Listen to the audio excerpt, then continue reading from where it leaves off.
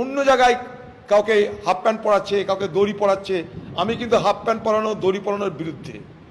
আবার বলছি, সব থেকে আগে পশ্চিমবঙ্গে আজকে যে ভিডিও আপনাদের দেখাতে যাচ্ছি, অধীর রঞ্জন চৌধুরী কি বললেন চলুন ভিডিও দেখুন। এই ভিডিও শুরু থেকে শেষ পর্যন্ত দেখে যাবেন এবং বন্ধুদের কাছে হোয়াটসঅ্যাপ ফেসবুকে শেয়ার করে দিবেন। ভিডিও শুরু করার আগে আপনাদেরকে আমি ডিসক্লেমার দিয়ে দিচ্ছি, আমি কিন্তু কোনো পলিটিক্যাল পার্সন নই এবং আমাদের এই চ্যানেলটা একেবারে নিরপেক্ষ চ্যানেল।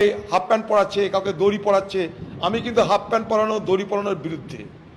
আবার বলছি, সব থেকে আগে পশ্চিমবঙ্গে কয়েকজনের মধ্যে আমি প্রতিবাদ করেছিলাম। এটা দড়ি পরানো, হাফ প্যান্ট পরিয়ে ঘুরিয়ে বেড়ানো, এটা অন্যায়, এটা গণতন্ত্রের বিরুদ্ধে। কিন্তু অভিযোগের ক্ষেত্রে সারা পশ্চিমবঙ্গের সব পৌরসভায় অভিযোগ, একমাত্র বহরমপুর পৌরসভায় কোনো অভিযোগ নাই। কিন্তু এখানকার সবাই জানে যে এখানকার পৌরসভাটা চর্যবৃত্তি করে বড় হয়েছে, সবাই জানে। কিন্তু এটা বিজেপির নেতারাও জানে, আমি জানি। বিজেপির সব নেতা এক নয়, বিজেপির একটা ছোট্ট অংশ, তারা কিন্তু এখানকার তৃণমূলের পৌরসভাকে দিব্যি মদত দিয়ে চলেছে, দিব্যি মদত দিয়ে চলেছে।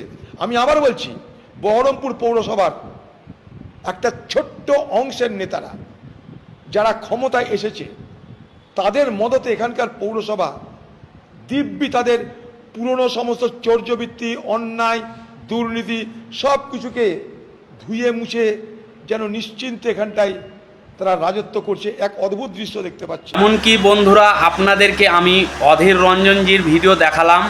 এই ভিডিওর ব্যাপারে আপনাদের কি মতামত নিচে কমেন্ট বক্সে লিখে অবশ্যই জানাবেন।